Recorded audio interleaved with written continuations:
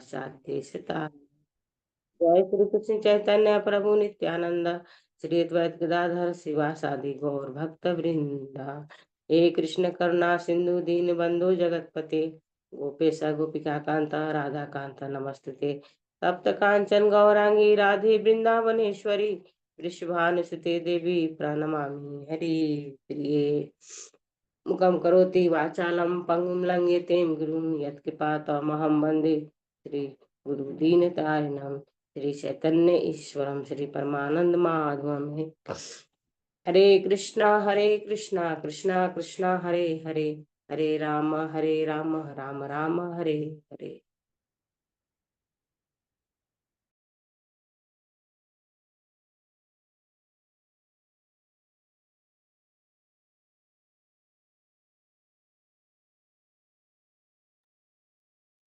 Sorry,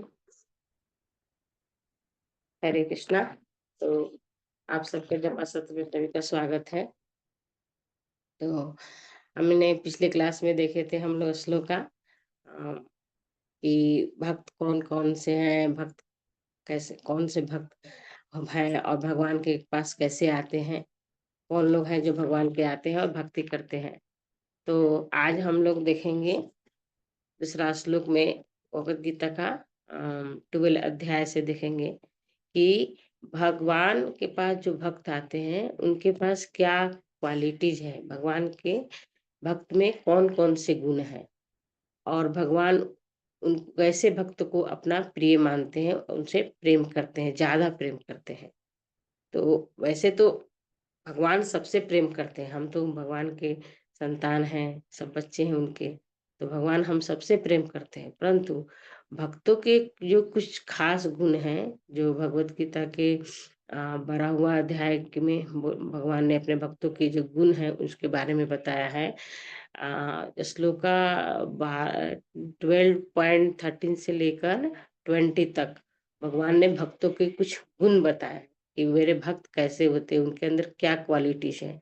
उनके ये 36 गुण हैं उनके अंदर। तो धीरे धीरे हम थोड़ा थोड़ा उनके क्वालिटीज के बारे में पढ़ेंगे कि भगवान के भक्तों के अंदर कैसे कितने गुण होते हैं और ये कैसे होते हैं। तो जैसे भगवान हम सबके सबसे प्रेम करते हैं, जैसे जो भक्त है या भक्त है, कोई भी है, सबसे प्रेम करते हैं। परंतु कुछ खास गुणों के चलते हुए अपने भक्तों से बहुत प्रेम करते हैं। जैसे ऐसे एग्जाम्पल हम देते हैं कि एक पिता के जो पुत्र है, अगर मान लीजिए उनके 4 पुत्र हैं और उसमें से 3 पुत्र हैं जो पिता के और माता की आज्ञा का उतना पालन नहीं करते हैं, अपने मन के अनुसार ही करते हैं। परंतु एक जो पुत्र होता है वो अपने पिता के हर आज्ञा का पालन करता है, वो बहुत आज्ञाकारी रहता है, उनकी सेवा करता है, वो जैसे करते हैं वैसे करते हैं, उनके अनुसार ही चलते हैं। तो वो पिता अपने किस बच्चे को ज्यादा प्रेम करेंगे? सबसे छोटे वाले को, जो जो जो उनकी सेवा करता है, जो उनकी बात मानता है। तो वैसे ही भगवान है कि वे तो सबसे प्रेम करते हैं, परंतु उनकी आज्ञा का जो पालन करता है, उनके शास्त्रों का पालन करता है, तो उनके नियमों का पालन करता है, तो वैसे भक्त को भगवान बहुत ज्यादा प्रेम करते हैं। तो उनके अंदर जो क्वालिटीज है वो आज हम देखेंगे। जैसे मान लीजिए ये श्लोक का है 12.13 का है। अद्वेष्टा सर्वभूतानां मैत्रः करुण एव च, निर्ममो निरहंकारः समदुःख सुखः शमी। तो इसमें बोले हैं भगवान, पहला क्वालिटी क्या है? अद्वेष्टा सर्वभूतानां, मतलब भगवान के प्रति हमारा प्रेम। भगवान बोलते हैं कि जो भगवान के जो भक्त होते हैं उनका पहला गुण क्या है कि वे किसी से द्वेष नहीं करते हैं। सर्वभूतानाम मतलब सभी लोगों से वो प्रेम करते हैं, किसी से भी द्वेष नहीं करते हैं। तो ये जो द्वेष का मतलब यह है ईर्ष्या से रहित, ईर्ष्या विहीन, किसी से ईर्ष्या नहीं करना। जैसे मान लीजिए कि हम देखते हैं कि हमारे पड़ोसी, चाहे उनके पास बहुत धन है, ये है वो है, हमारे पास नहीं है, तो हमारे अंदर एक भावना आती है कि अरे हमारे पास क्यों नहीं है, उनके पास इतना ज़्यादा है, तो इसको हम ईर्ष्या कहते हैं। तो ये ईर्ष्या जो होता है ना, ये ईर्ष्या से क्या होता है, जब हमें क्रोध आता है, तो ये कैसे होता है, ईर्ष्या कैसे आता है, क्यों आता है?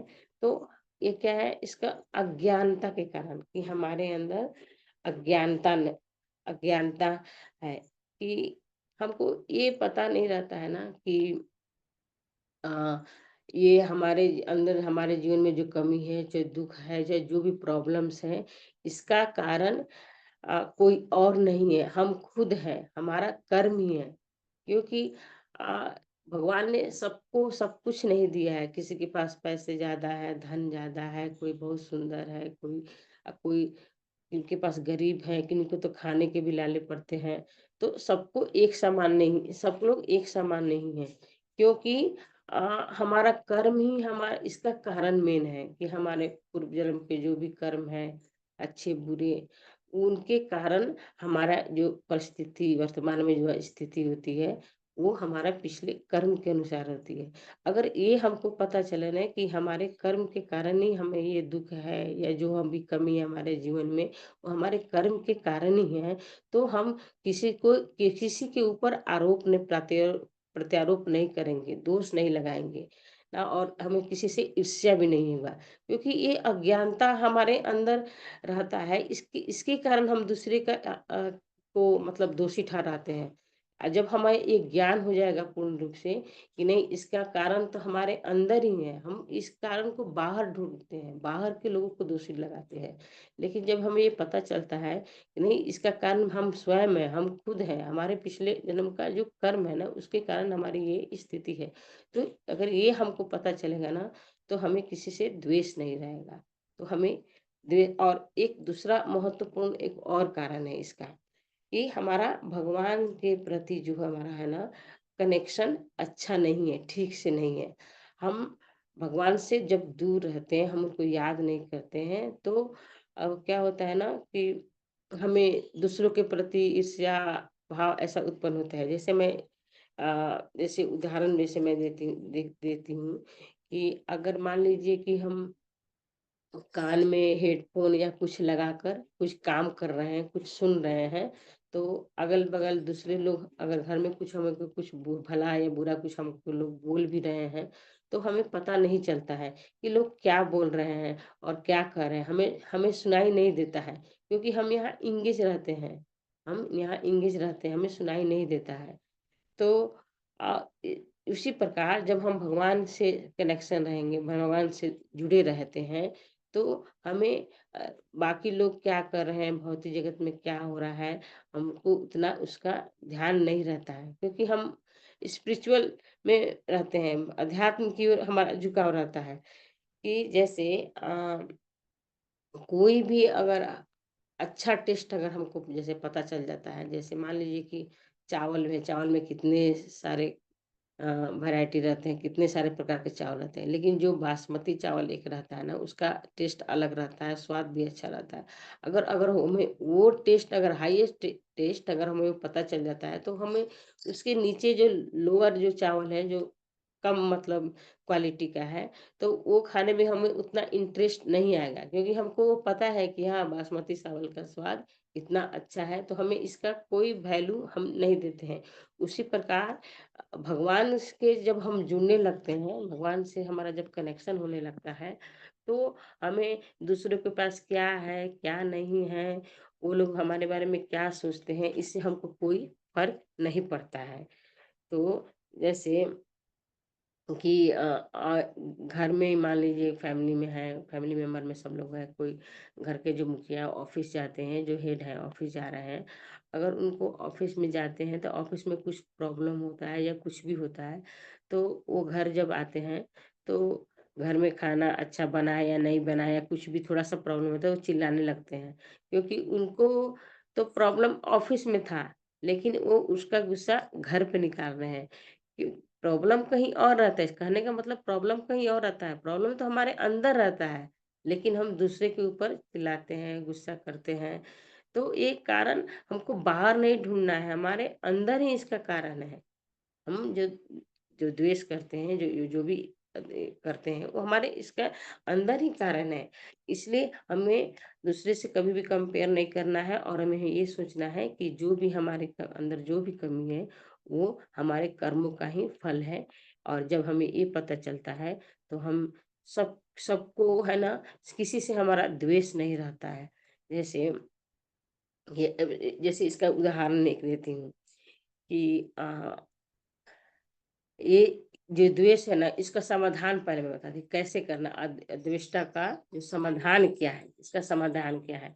तो इसके लिए हमें है ना, सबसे पहले एक माँ की तरह देखना है। जो माँ होती है ना, वो जैसे अपने बच्चे के लिए निस्वार्थ प्रेम उसका रहता है ना, वैसे माँ की तरह उनको देखना है। सभी के अंदर अपने अपने को बच्चे की तरह देखना है और अपने को माँ समझना है उनका। जिस प्रकार कोई मान लीजिए कि सत्संग हो रहा है या कहीं कुछ हो रहा है, फंक्शन हो रहा है, कहीं कुछ हो रहा है और उसमें कुछ माताजी लोग जाती हैं, अपने बच्चे को छोटे-छोटे लेकर जाती हैं।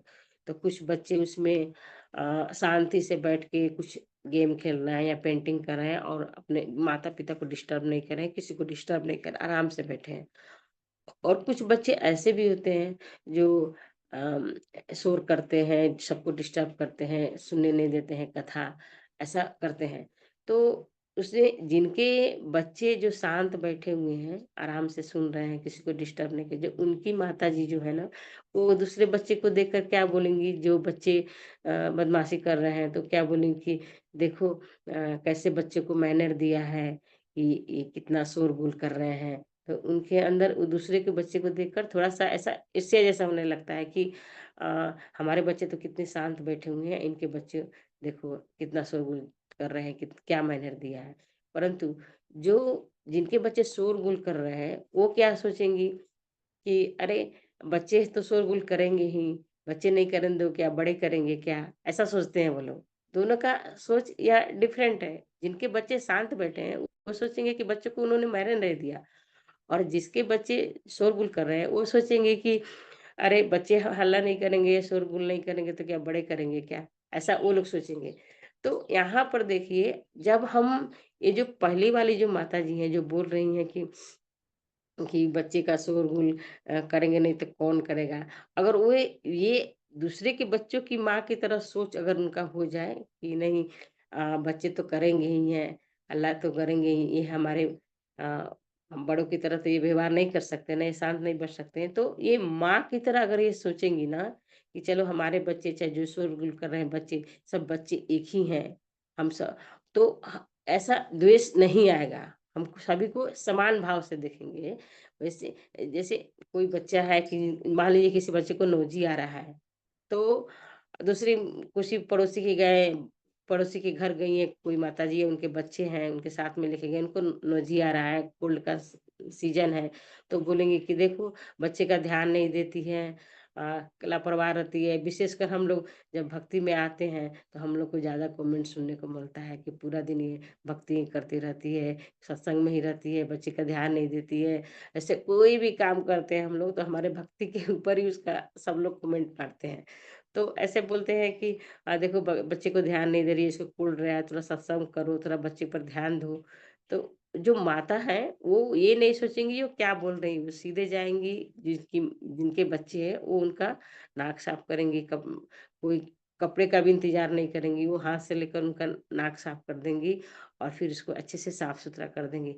तो वो माँ का जो हृदय है ना, वो बहुत कोमल होता है और निस्वार्थ प्रेम होता है। तो ये माँ की तरह जब हम सोचेंगे ना, तो ये हमारा दूसरे के प्रति जो द्वेष है ना, वो खत्म हो जाता है, दूसरे के प्रति। तो ये जो ये जो अभी बताई हूँ ना, ये मतलब दूसरे लोगों के लिए बताई हूँ, जैसे हमारे आस-पड़ोस या समाज के लिए बताई हूँ, ये वाला फ़ॉर्मूला कि हमको माँ की तरह सोचना है।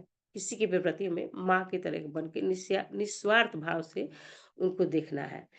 और दूसरा इसका एक और समाधान क्या है, जैसे कभी-कभी क्या होता है हमारे फैमिली मेंबर जो होते हैं, हमारे घर में जो फैमिली मेंबर हैं, तो वो लोग भी कभी-कभी ऐसा उनके प्रति हमारा भाव आता है या गुस्सा आता है, क्रोध आता है उनके प्रति। तो हमें उस समय क्या करना है फैमिली मेंबर के साथ जब ऐसा प्रॉब्लम होता है, तो हमें शांत हो जाना है, थोड़ा पॉज़ करना है, थोड़ा-सा हमें रुक जाना है। हमें पलट कर उनके जवाब नहीं देना है। हमें थोड़ा देर उनको उनको समय देना, हमें रुक जाना है और हमें उनकी अच्छाइयों के बारे में सोचना है कि चलो हमारे साथ इन्होंने जो भी कर रहे हैं, अभी हमारे साथ जो भी व्यवहार कर रहे हैं, परंतु इनके में हमारे प्रति अच्छा गुण भी तो है, उन्होंने हमारे लिए कितना अच्छे काम किए हैं। अगर उनके अच्छाइयों को जब हम याद करते हैं, तो हमें गुस्सा नहीं आता है और हमारा धीरे-धीरे गुस्सा, क्रोध कम हो जाता है और हम शांत हो जाते हैं। तो ये दोनों है ना, अगर हम फ़ॉर्मूला अगर अपनाते हैं ना, तो हाँ, धीरे-धीरे हमें सबके प्रति थोड़ा द्वेष और क्रोध कम होने लगता है। जैसे आप देखिए रामायण में जो प्रसंग आता है, जब सीता मैया को जब जाती है, सीता मैया जब राम जी को बोलती हैं कि हिरण का शिकार करने के लिए जब भेजती हैं, तो राम जी बोलते हैं लक्ष्मण जी को कि आप यहीं पर रखें, उनकी सुरक्षा करना, मैं जा रहा हूँ हिरण को लेने के लिए। तो जब वो जब मारा जाता है हिरन, तो राम जी की जब आवाज़ आती वो जो मारीच जो हिरन का रूप लेकर जो राक्षस बना है, जब आवाज़ करता है, चिल्लाता है राम जी की आवाज़ में, तो सीता मैया को बेचैनी होता है कि शायद राम जी मारे गए हैं। तो वो लक्ष्मण जी को बोलती है कि आप जाओ, उनको बचाओ, देखो क्या हुआ है। तो लक्ष्मण जी नहीं जाते हैं, क्योंकि उनको पता है कि स्वयं भगवान है, उनको कुछ नहीं होता है। फिर भी वो नहीं जाते हैं, बोलते हैं कि नहीं, अगर मैं चला जाऊँगा तो माता को कुछ कोई हर के ले जाएगा या कुछ भी दुर्घटना यहाँ हो सकती है, वो नहीं जाते हैं।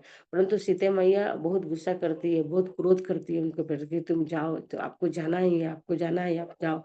वो रामायण में तो उल्लेख आता है कि माता ने उनको वहाँ तक बोल दिया है कि आप यही चाहते हो कि अगर राम नहीं रहेंगे तो आप मेरे साथ विवाह कर लोगे, मेरे साथ भोग करोगे। यहाँ तक उन्होंने कटु वचन लक्ष्मण जी को बोला है। जबकि लक्ष्मण जी तो अपना सब कुछ छोड़ के, पत्नी छोड़ के, अपना नींद नींद 14 वर्ष तक उन्होंने सोया भी नहीं था, कुछ खाया भी नहीं था, ज़मीन पर सो रहे थे। वो सोते तक भी नहीं थे। वो अपने भाभी और भैया की, राम जी की और माता सीता की हमेशा सेवा में निरंतर लगे रहते थे। वो तो उन सीता मैया के तो चरण से ऊपर कभी उन्होंने देखा भी नहीं था। इतना मतलब उनका मतलब समर्पण था। फिर भी सीता मैया ने उनको इतना कटु वचन बोला। तो जब लास्ट में जब वो गए, सीता मैया को छोड़ के जब गए वहाँ पे, तो जब वहाँ पे राम जी के पास जाते हैं, तो राम जी तो ठीक थे, उनको तो कुछ भी नहीं हुआ था। तो राम जी भी उनके बोलते हैं, उधर से वो भी गुस्सा करते हैं लक्ष्मण जी पे कि क्यों आप छोड़ के आ गए? यहाँ पर कोई हर के ले जा सकता है, कुछ भी घटना हो सकता है, कोई जानवर भयानक आ सकता है, कुछ भी हो सकता है, आप क्यों आए हैं? देखिए, यहाँ पर लक्ष्मण जी की स्थिति देखिए आप। इधर से सीता मैया भी उनको बहुत सारा भला-बुरा बोला और उधर से राम जी भी बोल रहे हैं। दोनों तरफ से उनको बोला जा रहा है। ऐसी परिस्थिति में अगर नॉर्मल आदमी रहेगा, तो कितना गुस्सा करेगा, सब छोड़-छाड़ कर चला जाएगा। लेकिन उनके धैर्य की परीक्षा देखिए कि वो मतलब यहाँ वो रुक जाते हैं, शांत हो जाते हैं, कुछ नहीं बोलते हैं। वो ये सोचते हैं, एक तो जवाब तो नहीं देते हैं और दूसरा ये सोचते हैं कि इन्होंने अगर आज मुझे कुछ बोला भी है, तो ये कितना हमसे प्रेम भी तो करते हैं, कितना उनका प्रेम भी तो है मेरे पास। तो ये फ़ॉर्मूला है ना, हमें भी अपनाना चाहिए। जैसे फैमिली में, परिवार में जो भी हुआ, तो हमें उनकी अच्छाइयों को देखना चाहिए।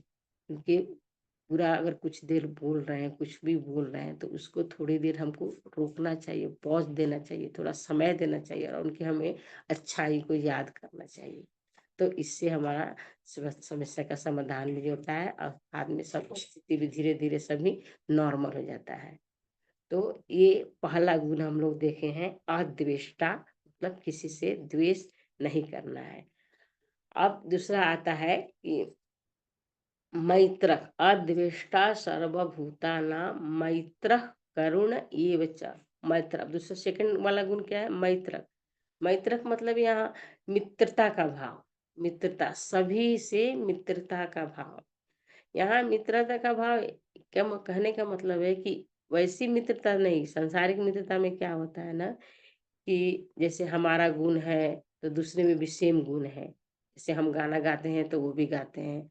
हमको लिखने का पढ़ने का शौक है तो उनको भी पढ़ने का शौक है। अगर समान गुण मिलने लगता है ना, तो वो मित्रता हो जाता है, दोस्ती हो जाती है, दोनों का सेम बिहेवियर रहता है। तो ये मित्रता की बात नहीं कर रहे हैं। यहाँ पर मैत्रक मैत्रक का मतलब है कि सभी जीवों में सभी जीवों से मित्रता करना, सबसे मित्र, कोई अनकंडीशनल, कोई कंडीशन नहीं होना चाहिए। जैसे कि अगर मान लिए कि अगर कोई आदमी किसी शर्त के ऊपर किसी से मित्रता रखता है, तो वो मित्रता की यहाँ बात नहीं हो रहा है। जैसे एक लड़का और एक लड़की है, मान लीजिए दोनों का अफेयर है, दोनों साथ में रह रहे हैं, एक साथ रह रहे हैं, दोनों में प्रेम है, मित्रता है, सब कुछ है।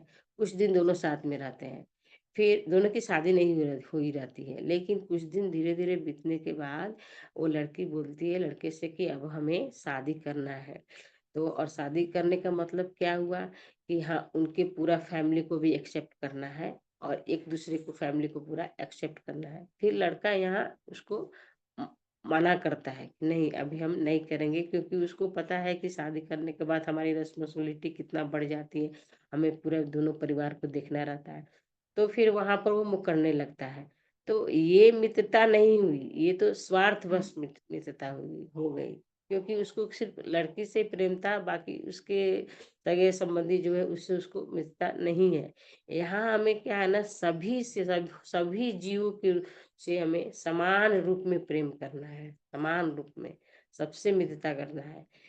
कि अगर अगर किसी से हम प्रेम करते हैं, सच्चा प्रेम करते हैं, तो उसके जो अंदर जो अच्छाई हो या बुराई हो, जो भी कमी है, उसको हम नहीं देखते हैं, उसके साथ हमें मित्रता हमारी रहती है। तो ये हो गया मित्रता की बात। अब आते हैं करुणा।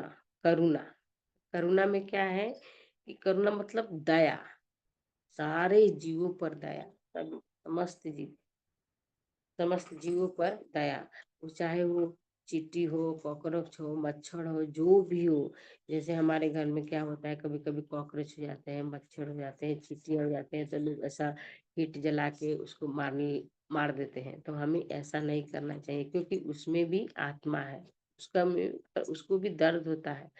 तो ये क्या होता है ना, तो हमें ऐसा नहीं करना चाहिए। तो ये करुणा की बात हुई। अच्छा, ये मैं एक बात यहाँ बताना भूल गई हूँ। जो हमारे जो ये क्वालिटी है ना, ये जो गुण, जो 36 गुण जो भगवान बता रहे हैं ना, इसके कुछ स्तर होते हैं। मतलब भक्तों के अंदर ये किस लेवल पे है, इसमें एक स्तर होते हैं। जैसे पहला लेवल क्या है कि अ, ये है ना, हमें इच्छा रूप में रहता है। ये गुण है ना हमारे अंदर, इच्छा रूप रूप में रहता है। जैसे हमको तो बहुत अच्छा लगता है कि अरे ये भक्त हैं, इनके अंदर कितना अच्छा गुण है, ये सब कुछ कर रहे हैं। हमको अच्छा तो लगता है, पर परंतु हम उसे अपने जीवन में अपनाते नहीं हैं, उसको करने का प्रयास नहीं करते हैं। बस हाँ, ठीक है, अच्छा लगता है।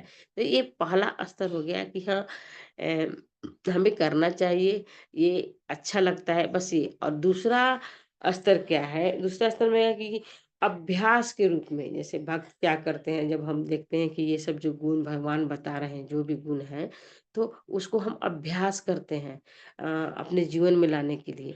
अभ्यास करते हैं तो क्या होता है ना, कभी-कभी वो गुण कभी कम होता है, कभी ज़्यादा होता है। जैसे एक छोटा बच्चा जब रहता है, जब वो चलना सीखता है, तो कभी वो गिरता है, फिर खड़ा होता है, फिर चलता है, फिर गिरता है, फिर खड़ा होता है। तो ऐसे ही हमारे भक्तों के अंदर जो ये गुण होते हैं ना, ऐसे कभी कभी ज़्यादा होता है, कभी कम होता है। तो ये दूसरा लेवल हो गया। पहला हो गया कि हमें इच्छा रूप में होता है, दूसरा कि इसको अभी हम अभ्यास कर रहे हैं, इस गुण को अंदर, हमारे अंदर जो गुण है ना, उसको अभ्यास कर रहे हैं, कभी आ रहा है, कभी जा रहा है।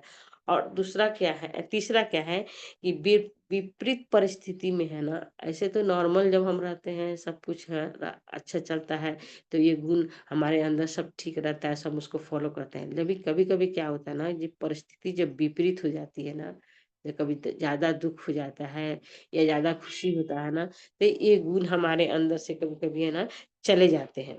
तो हम उसको परिस्थिति को, विपरीत परिस्थिति में उसको हम कंट्रोल नहीं कर पाते हैं। तो ये क्या होता है ना कि विपरीत परिस्थिति में हम डगमगा जाते हैं। ये गुण हमारे अंदर जो जो भी भगवान जो बता रहे हैं गुण, ये डगमगाने लगते हैं। और कुछ गुण होते हैं ना कि एकदम स्थिर होते हैं, वो कभी नहीं जाते हैं, एकदम स्थिर अस्थायी रूप से रहते हैं। जैसे एक कोई भक्त है, उसको जो 4 नियम का पालन करते हैं, उसको बोलिएगा कि आप नॉनवेज खाओ, ये करो, तो वो कभी नहीं खाएगा, क्योंकि मर जाएगा, वो कभी नहीं खाएगा। क्योंकि ये ये भाव ना, ये जो है ना, ये अस्थायी रूप में उसको पता है कि नहीं ये गलत है, मुझे नहीं करना है, वो किसी भी कीमत पर मांसाहार तो नहीं करेगा, चाहे कुछ भी हो जाए।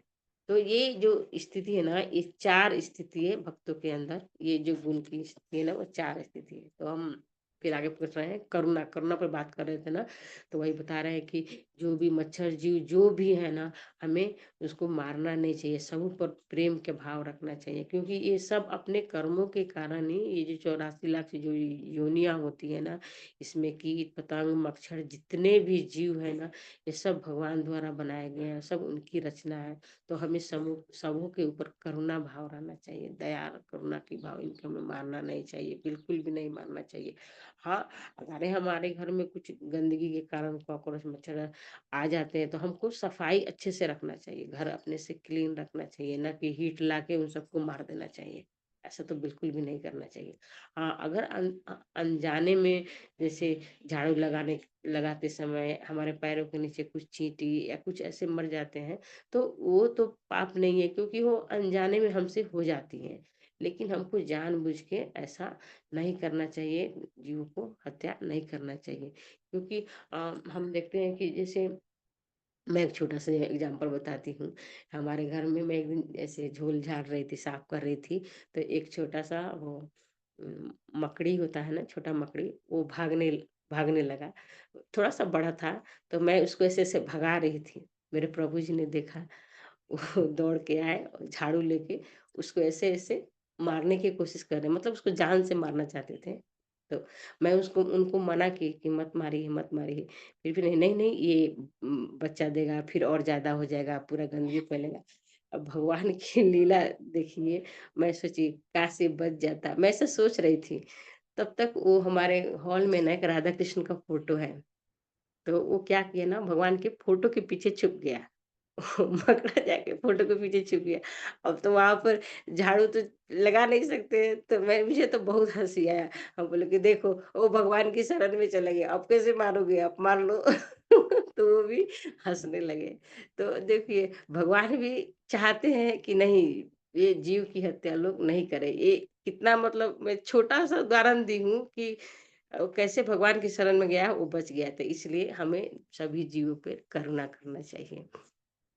और उसके बाद क्या-क्या है, निर्ममो, निर्ममो मतलब क्या होता है, स्वामित्व की भावना से मुक्त। स्वामित्व की भावना क्या है, यहाँ पर मैं आपको बताती हूँ कि स्वामित्व मतलब मैंने किया, ये चीज़ मैंने किया। कोई भी अगर काम हम करते हैं ना, तो उसका क्रेडिट हम अपने आप को लेते हैं कि मैंने ये किया, मैं ये कि हम, जबकि पता है कि सारे कर्ता कौन है, भगवान श्री कृष्ण है। सब कुछ करते हैं वही, प्रेरणा तो उन्हीं से मिलती है हमें। हम क्या हैं, एक निमित्त मात्र हैं। तो हम, जैसे हम घर के मुखिया हैं, हम जॉब कर रहे हैं, तो हम नौकरी कर रहे हैं, तो हम पैसे ला रहे हैं, तो हमारे पैसे से घर चल रहा है। ये सब कुछ भी ऐसा नहीं सोचना चाहिए, क्योंकि सब भगवान का ही दिया हुआ है। क्योंकि हमारे अंदर जो भी बुद्धि ज्ञान या जो स्मृति जो भी है, भगवान भगवत गीता के 15 अध्याय में बोलती भी है, जो भी ज्ञान स्मृति बुद्धि जो भी है ना, सब भगवान की वजह से ही आता है। उन्हीं से के कारण ही हमें प्रेरणा मिलती है। तो ये स्वामित्व की भावना हमारे अंदर नहीं नहीं होनी चाहिए। तो और उसके बाद में क्या होता है, निर्ममो निरहंकार, निरहंकार मिथ्या अहंकार से मुक्त। मिथ्या अहंकार क्या है, झूठा अहंकार इसको बोलते हैं। जैसे मिथ्या अहंकार क्या है कि मैं स्वामी हूँ, मैं शरीर हूँ, मैं आत्मा नहीं, ईश्वर, ये मिथ्या अहंकार है। जबकि हम लोग क्या है, एक आत्मा है, हम लोग शरीर नहीं, क्या है, ये आत्मा है। और ये मिथ्या अहंकार और सही अहंकार भी एक होता है। सही अहंकार क्या है कि मैं कृष्ण का दास हूँ, मैं भगवान का दास हूँ, ये सही अहंकार है। तो अभी तो इसमें बहुत सारे गुण हैं, भगवान ने 36 गुण बताया है। तो मैं धीरे-धीरे अगले क्लास में इसको कंटिन्यू करूँगी, क्योंकि अभी मेरे बच्चे को थोड़ा स्कूल जाने का टाइम हो रहा है। तो आज मैं यहाँ पर समाप्त करती हूँ। अगर जो भी मैं बोली हूँ वो आपको अच्छा लगा तो वो सब मेरे गुरु को, शिक्षा गुरु को श्रेय जाता है, प्रभुपाद को श्रेय जाता है। और मेरे से जो भी गलती हुए आप सब मुझे क्षमा करिएगा, वो मेरी गलती है। हरे कृष्णा। सभी को धन्यवाद प्रणाम। हरि बोल माता जी, हरि बोल। वेरी नाइस, बहुत माता जी, अच्छे से एक्सप्लेन किया आपने। It's really nice. Thank you Prabhu ji. आपकी प्रेरणा है, सब भक्तों की प्रेरणा। ओके माता जी, मे बी कल कल आज कल तो मैं थोड़ा बिजी हूँ। मैं अभी एयरपोर्ट बस जस्ट चेक इन कर रहे हैं, मतलब बोर्डिंग ये करने जा रहे हैं। ये श्लोका है ना प्रभु जी, ये वाला मैं धीरे धीरे ना कंटिन्यू करूंगी पूरा, ठीक है? ये हाँ जितना हाँ, भगवान ने जो करिए बोला। करिए करिए क्योंकि करिए इसको। हाँ, तो मैं इस पे थोड़ा पढ़ी भी हूँ, तो मुझे अच्छा लग रहा है कि मैं इतना पढ़ हाँ, सकूंगी। मैं आपको इसका इसका सपोर्टिंग डॉक्यूमेंट और मैं भेज दूंगा साथ। जी जी, ओके, थैंक यू प्रभु ठीक। ओके माता, हरे कृष्ण। जी।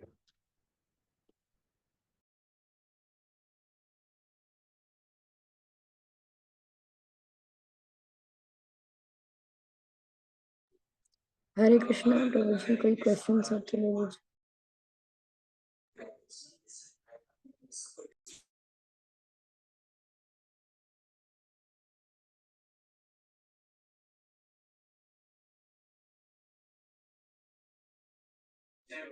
हरे कृष्णा माता जी प्रभु जी, अगर कोई क्वेश्चन है तो हम बाद में ले लेंगे या कल ले लेंगे, अभी टाइम हो गया है तो।